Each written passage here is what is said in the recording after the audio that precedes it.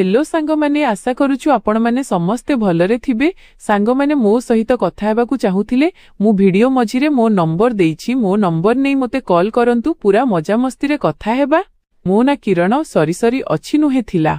मो ना किरण थिला एवं मु कॉलेजर द्वितीय वर्ष रे थिली। साहित्य मोर विषय थिला एवं अभिनय रे मोर रुचि थिला। बोध हुए मो स्वप्न ही अभिनेत्री हेबा थिला।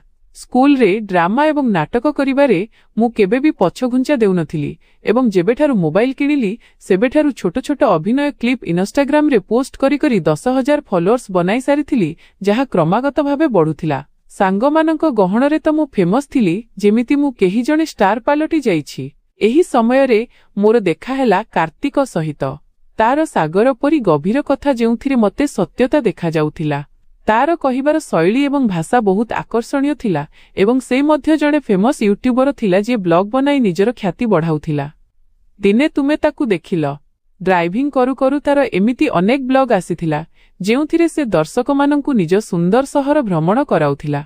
सेतेबेले मन हेउथिला कि कास्ता पाखरे बसी मु मध्य बुली पारंती। बंधुत्व पई एक इच्छा थिला एवं सामान्य क्रॉस मध्य थिला। से लाइक करिथिबारकू मु स्टोरी रे लगाई ताकू टैग कली एवं रे लेखिली थैंक्स सो मच। सेही थैंक्स सो मच रु आम कथावार्ता आरंभ हेला एवं जानी हेलानी केतेबेले आमे बंधु हेलु एवं केबे प्रेमी। एहा बेसी शीघ्र नथिला। आरंभ रे जणे अन्य जनक पोस्ट रे प्रशंसा एवं थैंक्स भितरे कथा सीमित थिला। ता पोस्ट रे हजार हजार कमेंट आसुथिला, किंतु से केवल मोरी रिप्लाई करुथिला। हाँ, किछि अन्य खास लोक भी थिले जहांकू से जवाब देउथिला।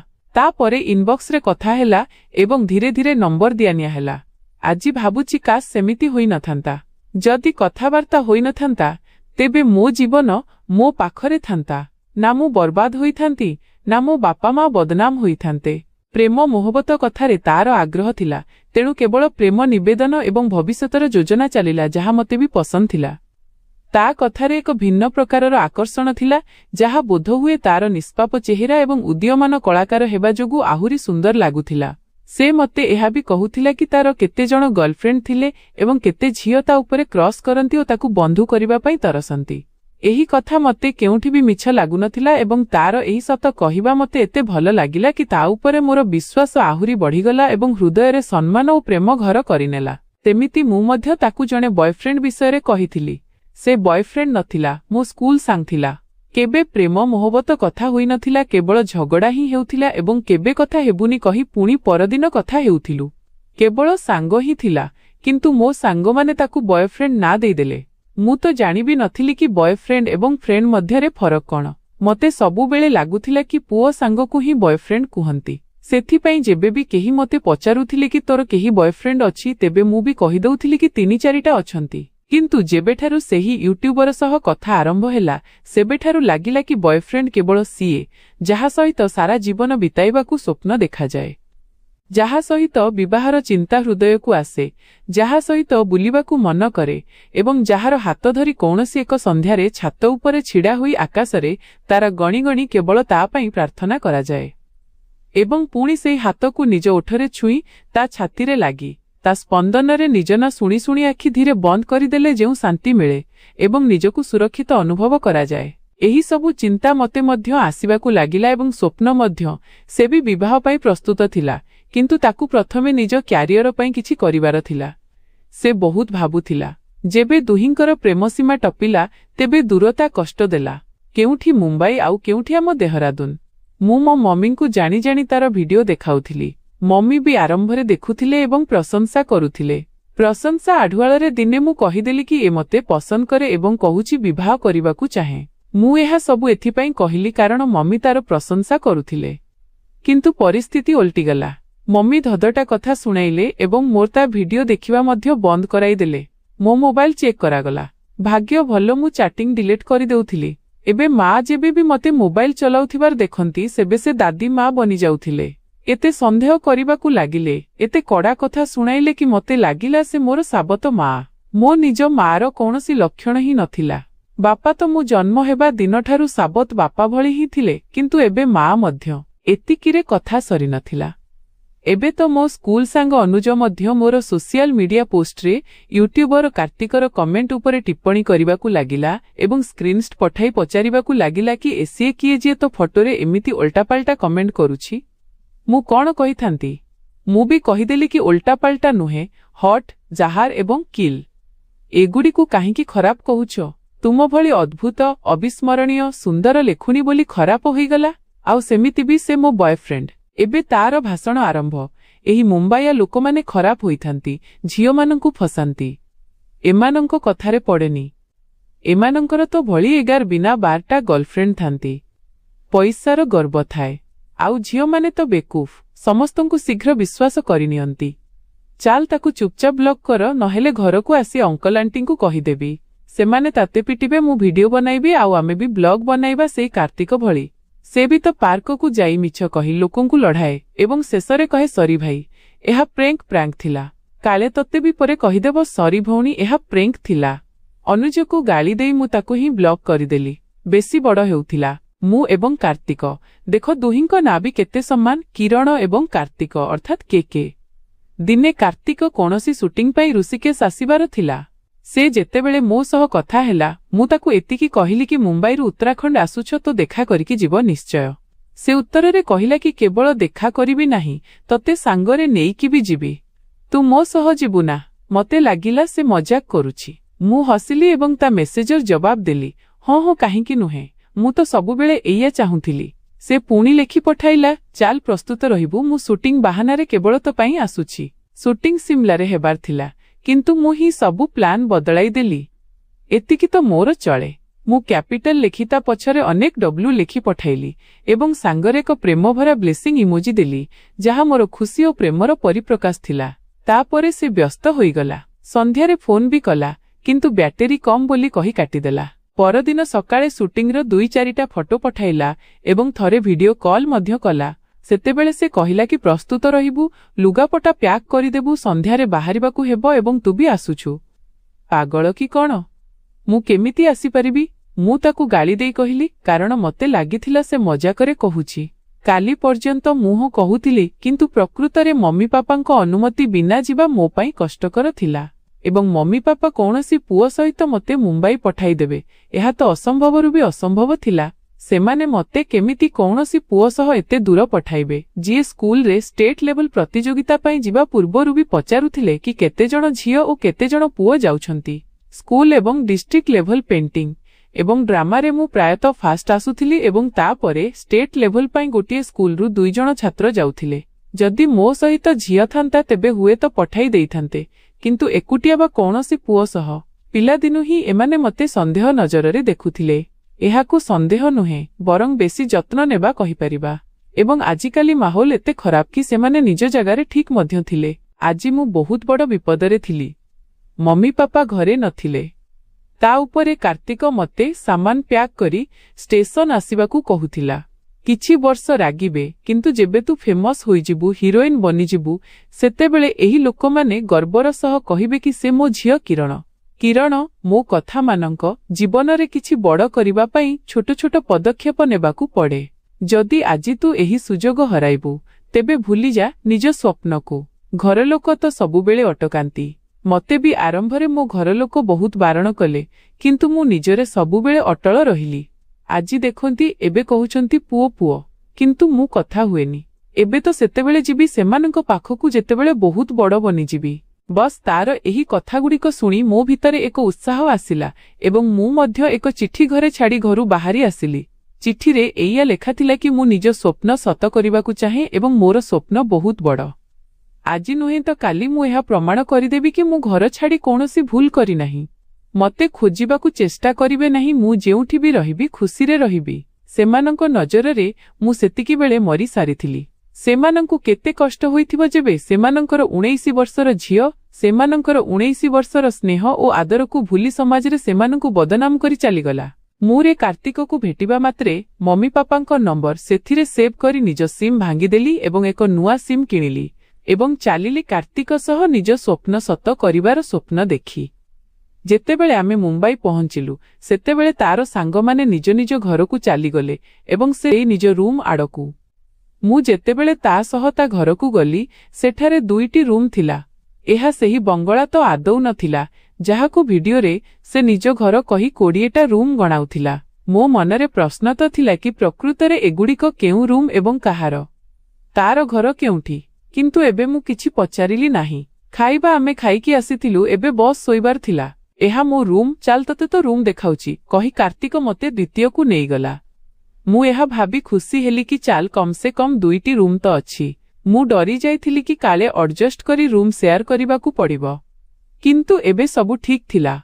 ମତେରେ ଛାଡ଼ି ସେ ଗୁଡ୍ ନାଇଟ୍ ଜଣାଇଲା ଏବଂ ଚାଲିଗଲା ଏବଂ ନିଜକୁ ଯାଇ ମେସେଜ କରିବାକୁ ଲାଗିଲା କି ଆଜି ସେ ବହୁତ ଖୁସି। କିନ୍ତୁ ମୁଁ ବହୁତ ଅପସେଟ୍ ଥିଲି ଘରଲୋକଙ୍କ କଥା ଭାବି। ମତେ ଏମିତି ଲାଗୁଥିଲା ଯେମିତି ମୁଁ ଶୀଘ୍ର ନିଷ୍ପତ୍ତି ନେଇ ବହୁତ ବଡ଼ ଭୁଲ କରିଦେଇଛି। ଘରଲୋକ ବହୁତ ଚିନ୍ତିତ ଥିବେ, ଏଇଆ ଭାବି ମୋର ମୁଡ୍ ଖରାପ ଥିଲା ଏବଂ ପିଲାଦିନର ସ୍ମୃତିଗୁଡ଼ିକ ମୋ ଆଖି ଆଗରେ ଏକ ରିଲ୍ ଭଳି ଘୁରୁଥିଲା। ପୂର୍ବରୁ ମମି ପାପା ଦୁହେଁ ମତେ ବହୁତ ଭଲ ପାଉଥିଲେ, ମୋର ସବୁ କଥା ମାନୁଥିଲେ, କେବେ କାନ୍ଦିବାକୁ ଦେଉନଥିଲେ। ପାପା ମୋର ଉଦାସ ମୁହଁ ଦେଖି ଚିନ୍ତିତ ହୋଇଯାଉଥିଲେ ଏବଂ ମାଆଙ୍କୁ ଗାଳି ଦେଉଥିଲେ କି ଗୁଡିଆର ଯତ୍ନ କାହିଁକି ରଖୁନ। ତାପରେ ମତେ ପଚାରୁଥିଲେ କି ମତେ କଣ ଦରକାର ଏବଂ ମୋର କହିବା ଡେରି ଥିଲା କି ପରଦିନ ମୋ ପାଇଁ ସେସବୁ ଆସିଯାଉଥିଲା। କିନ୍ତୁ ଧୀରେ ଧୀରେ ସବୁ ବଦଳିବାକୁ ଲାଗିଲା। ଯେବେ ମୁଁ ସାଇକେଲ ନେବାର ଥିଲା ସେତେବେଳେ ସାରା ମାସ ମୁଁ ଜିଦ୍ ଧରି ବସିଲି। ସେତେବେଳେ ଯାଇ ପାପାଙ୍କର ଦୟା ଆସିଲା। ସେ ପୁଣି ମମିଙ୍କର 10 ଥର ଝଗଡ଼ା ପରେ ପ୍ରତିଥର ଏଇଆ କହୁଥିଲେ କି ଆମ ଆଖପାଖରେ ଦେଖିଛୁ କୌଣସି ଝିଅକୁ ଚଲାଉଥିବାର, ଏକୁଟିଆ କଣ କରିବୁ ଚଲାଇକି। ପୂର୍ବରୁ ଯେଉଁଠି ଉଦାସ ଦେଖିଲେ ପଚାରୁଥିଲେ, ଏବେ ସେ ମୋର ଉଦାସୀନତାକୁ ଅଣଦେଖା କରିବାକୁ ଲାଗିଲେ ଏବଂ ବେଶୀ ଦିନ ଯଦି ଏମିତି ଦେଖିଲେ ତେବେ ମାଆଙ୍କୁ କହୁଥିଲେ ପଚାରିଦିଅ ତାକୁ କଣ ଅସୁବିଧା, ମଲା ମୁହଁ କରି କାହିଁକି ବସିଛି। ଯେବେ ଏମିତି କଥା ମନେ ପଡ଼େ ତେବେ ଲାଗେ ଠିକ୍ ହିଁ କଲି।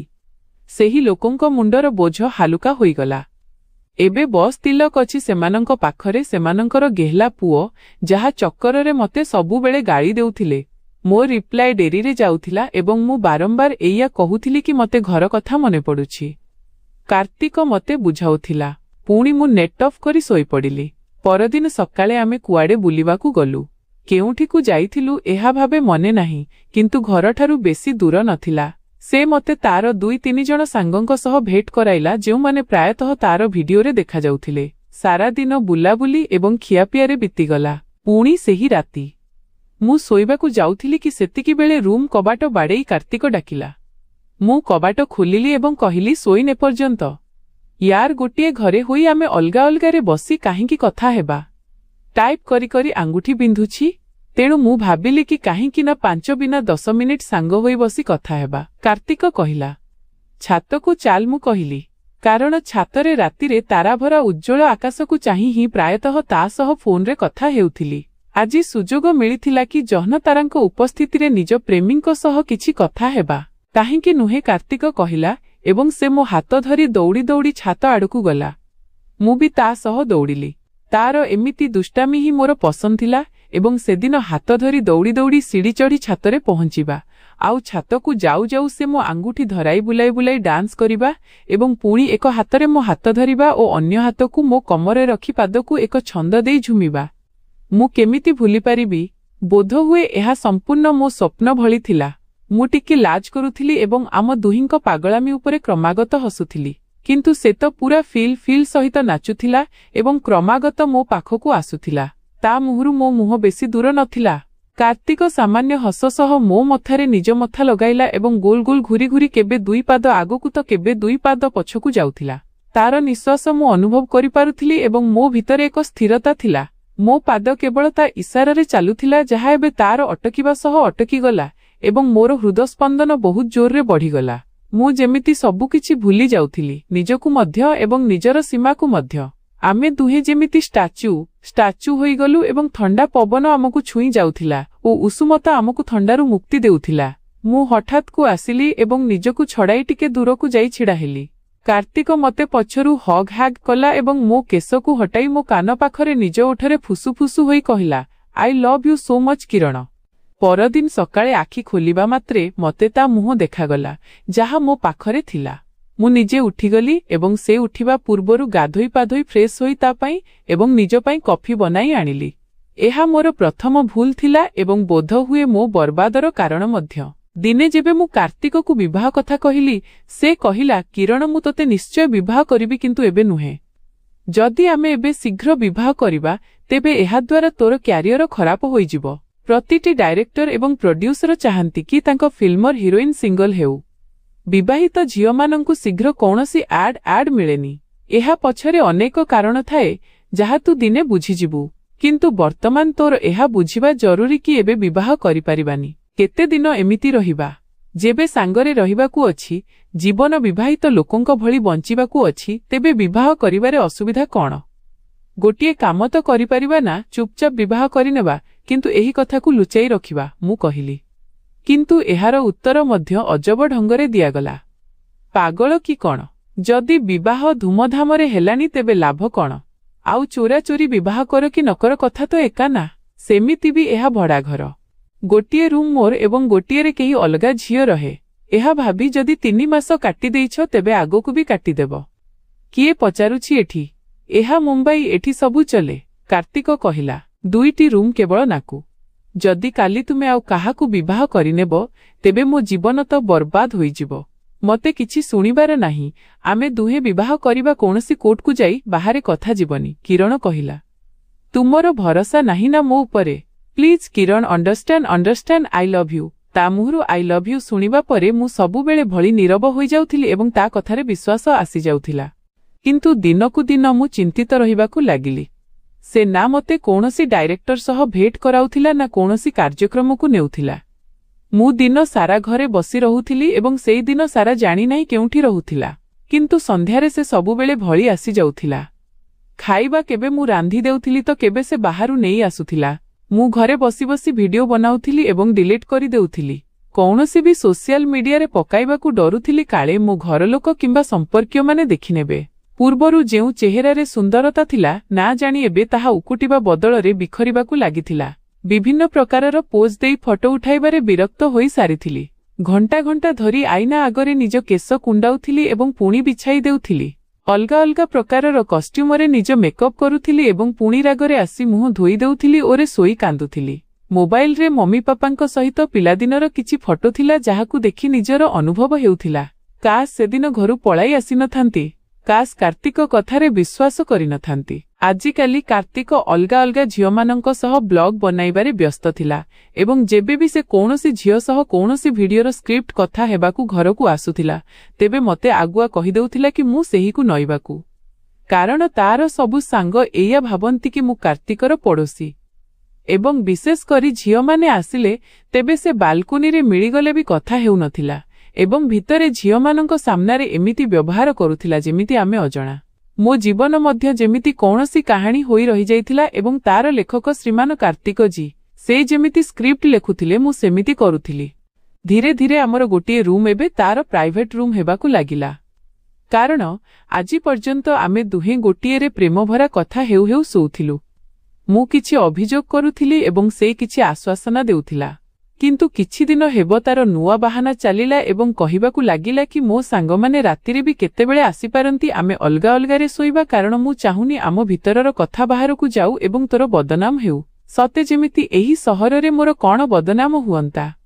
ଏଠି କିଏ ଜାଣିଥିଲା ମୋତେ? ଯେତିକି ବଦନାମ ହେବାର ଥିଲା ଗାଁରେ ହୋଇ ସାରିଥିଲା। କିନ୍ତୁ କାର୍ତ୍ତିକ କଥା ମୁଁ ପ୍ରତିଥର ଭଳି ମାନିଗଲି। ନା ଜାଣି କାହିଁକି ସେ ମୋଠାରୁ ଦୂରତା ବଢ଼ାଇବାକୁ ଲାଗିଲା। ବୋଧହୁଏ ତାକୁ ଏବେ ମୋର ଆବଶ୍ୟକତା ନଥିଲା। ନା ବେଶୀ କଥା ହେଉଥିଲା, ନା ମୋ କଥାକୁ ଧ୍ୟାନର ସହ ଶୁଣୁଥିଲା। ତା ସହ ଖାଇବା ପିଇବା ଏବଂ ରହିବା ପର୍ଯ୍ୟନ୍ତ ସୀମିତ ହେବାକୁ ଲାଗିଲା ଜୀବନ ଏବଂ ଏଥିରେ ବି ବ୍ୟତିକ୍ରମ ଦେଖାଗଲା। କେବେ କେବେ ସେ ଆସୁଥିଲା, କିଛି ରାନ୍ଧିକି ଖାଇନେବୁ କହି ଜଣାଉ ବି ନଥିଲା କି ସେ କାହିଁକି ଏବଂ କ'ଣ ପାଇଁ ବାହାରେ ରହୁଛି। 1.5 ବର୍ଷରେ ନା କୌଣସି ଆଡ୍ ମିଳିଲା ନା କୌଣସି ଅଡିସନ ହେଲା। ବସ୍ ବନ୍ଦିଥିଲି ଗୋଟିଏରେ ଏବଂ କାହାର ପ୍ରେମ ଓ ବିଶ୍ୱାସର ଜାଲରେ।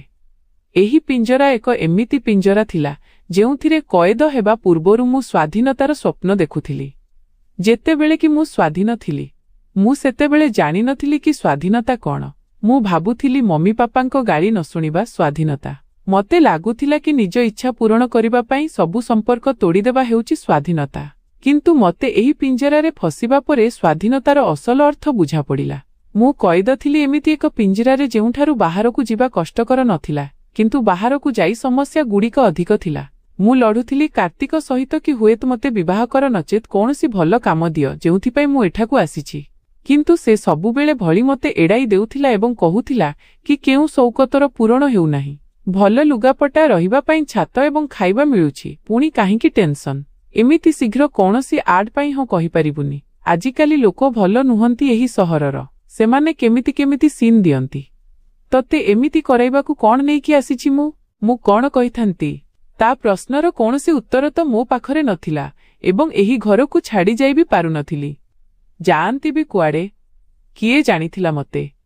ମୁଁ ବସ୍ ଗୁମୁରି ରହୁଥିଲି ଘରେ। ସେ ଆସୁଥିଲା ସାଙ୍ଗମାନଙ୍କ ସହ ଏବଂ ନିଜରେ ସାଙ୍ଗମାନଙ୍କ ଜନ୍ମଦିନ ପାଳୁଥିଲା ଏବଂ ମୋତେ କେକ୍ ମଧ୍ୟ ପଠାଇ ଦେଉଥିଲା। ଏତେ ପର କରି ରଖିଥିଲା। ଥରେ ତ ତାର ଜଣେ ସାଙ୍ଗ ମୋକୁ ପଶି ଆସିଲା ଏବଂ ଅସଦାଚରଣ କରିବାକୁ ଲାଗିଲା। ମୁଁ କୌଣସି ପ୍ରକାରେ ତାକୁ ଚାରି ଶୁଣାଇ ପୋଲିସର ଧମକ ଦେଇରୁ ବାହାର କଲି ଏବଂ ପରଦିନ ଏହି କଥା କାର୍ତ୍ତିକକୁ କହିଲି ତ ସେ ଏତେ ସାଧାରଣ ପ୍ରତିକ୍ରିୟା ଦେଲା ଯେମିତି ତାକୁ ବେଶୀ କିଛି ଫରକ ପଡୁନି କି ମୋ ସହ କଣ ହେଉଛି। ତା ଉପରେ ମୋତେ ହିଁ କହିବାକୁ ଲାଗିଲା, ସେ ଏମିତି ହିଁ ଯେଉଁଠି ଝିଅ ଦେଖିଲା ସେଠି ପଶିଯାଏ। ସେମିତି ପଇସାବାଲା ବହୁତ। ଯଦି ତୁ ମାନି ଯାଇଥାନ୍ତୁ ତେବେ ପଇସାର ବର୍ଷା। ମୁଁ କଷି କରି ଚାପୁଡ଼ାଏ କାର୍ତ୍ତିକ ମୁହଁରେ ମାରିଲି ଏବଂ କାନ୍ଦି କାନ୍ଦି ନିଜ ରୁମ୍ ଆଡ଼କୁ ଚାଲିଗଲି। କାର୍ତ୍ତିକ ମୋ ରୁମ୍ ବାହାରକୁ ଆସିଲା ଏବଂ କବାଟ ବାଡ଼େଇ କହିଲା, ଆରେ ତୁ ମୋତେ ଭୁଲ ବୁଝୁଛୁ। ମୋ କହିବା ମତଲବ ତାହା ନଥିଲା। ତୁମେ ମୋତେ ବିବାହ କରିବ କି ନାହିଁ ଶେଷ ଥର ପାଇଁ ପଚାରୁଛି। ମୁଁ ଭିତରୁ ପାଟି କରି କହିଲି, ସଠିକ ସମୟ ଆସିଲେ କରିନେବି ୟାର, ଏବେ ନା ତୁ କିଛି ବନିପାରିଛୁ ନା। ମୁଁ କାର୍ତ୍ତିକ କହିଲା, ମୁଁ ବୁଝି ସାରିଥିଲି କି ଯାହା ବନାଇବା ପାଇଁ ସେ ମୋତେ ଆଣିଥିଲା ମୁଁ ତାହା ବନି ସାରିଥିଲି। ତାର ଆଣିବା ପରେ ହିଁ ମୁଁ ସେଇଆ ବନି ସାରିଥିଲି ଯାହା ସେ ବନାଇବାକୁ ଚାହୁଁଥିଲା। ସେ ତ ଆରମ୍ଭରୁ ହିଁ ବେକୁଫ୍ ବନାଇବାକୁ ଚାହୁଁଥିଲା ଏବଂ ବୋଧହୁଏ ମୁଁ ହିଁ ବେକୁଫ୍ ଥିଲି ଯେ ତା କଥା ମାନିନେଲି। ପୂର୍ବରୁ ମୋତେ ଲାଗୁଥିଲା କି ମୁଁ ଜଣେ ଭଲ ଅଭିନେତ୍ରୀ, ଗୀତ ବି ଭଲ କରିପାରେ, ସୁନ୍ଦର, କିନ୍ତୁ ନା, ସବୁ ଭ୍ରମ ଭାଙ୍ଗିଗଲା। ନା ଆଇନାରେ ନିଜକୁ ଦେଖିପାରୁଥିଲି, ନା ଆଖି ବନ୍ଦ କରି ଜୀବନର ଆସନ୍ତା ମୁହୂର୍ତ୍ତରେ ଖୁସି ଦେଖାଯାଉଥିଲେ ତ ମୋର ଇଜ୍ଜତ ଲୁଟୁଥିବା ଦରିନ୍ଦା ଏବଂ ପଇସା ସାଉଣ୍ଟୁଥିବା କାର୍ତ୍ତିକ। ବୋଧହୁଏ ମୋର ଭବିଷ୍ୟତ ବି କିଛି ଏମିତି ହେବାକୁ ଯାଉଥିଲା। ବାସ୍ ଏଇଆ ଭାବି ଭାବି ମୁଁ ନିଜରେ ହିଁ ନିଜ ଓଢ଼ଣୀକୁ ଫାସ୍ ଲଗାଇ ନିଜକୁ ଆଜାଦ କରିବା ଶ୍ରେୟସ୍କର ମଣିଲି, କାରଣ ଆଉ କୌଣସି ରାସ୍ତା ନଥିଲା ମୋ ପାଖରେ। ନା କାର୍ତ୍ତିକ ସୁଧୁରିବାକୁ ଚାହୁଁଥିଲା, ନା ମୁଁ ନିଜକୁ ଏକୁଟିଆ ଏହି ଯୋଗ୍ୟ କରିପାରୁଥିଲି କି ତାଠାରୁ ଦୂରକୁ ଯାଇ ନିଜକୁ ସମ୍ଭାଳି ପାରିବି। କିନ୍ତୁ ଫାସ୍ ଲଗାଇବା ପରେ ମୁଁ ଭାବିଲି ସେ ବହୁତ ଅନୁତାପ କରିବ। ବୋଧହୁଏ ମୋ ମୃତ୍ୟୁ ପରେ ତାକୁ ମୋ ଅଭାବ ଅନୁଭବ ହେବ। କିନ୍ତୁ ସେ ବୋଧହୁଏ କେବେ ବି ବଦଳିବାକୁ ଚାହୁଁନଥିଲା। ଜେଲ୍ ଯିବା ଭୟରେ ସେ ମୋ ଶବକୁ ରାତାରାତି ପୋତିଦେଲା ଏବଂ କାହାକୁ ବି ଖବର ହେଲାନି। ନିଜ ସାଙ୍ଗମାନଙ୍କୁ କହିଦେଲା କି ଝିଅଟି ଏବେ ରୁମ୍ ଛାଡ଼ି ଚାଲିଗଲା, ତୁମ ଭିତରୁ କେହି ଆସିବାକୁ ଚାହୁଁଛ ତ ରହିବାକୁ ଆସିପାର। ମୋତେ କେହି ଜାଣିନଥିଲେ, ତେଣୁ ନା କେହି ମୋର ନିଖୋଜ ରିପୋର୍ଟ ଲେଖାଇଲେ ନା ମୋତେ ଖୋଜିବାକୁ ଚେଷ୍ଟା କଲେ। କିନ୍ତୁ ମୁଁ ଏହି କଥା ପାଇଁ ନିଜର ଏହି ନିଷ୍ପତ୍ତିକୁ ସଠିକ ମାନେ, କାରଣ ଏହି ମୃତ୍ୟୁ ମୋ ପାଇଁ ଆତ୍ମହତ୍ୟା ନଥିଲା, ଏହି ମୃତ୍ୟୁ ମୋର ସଜା ଥିଲା।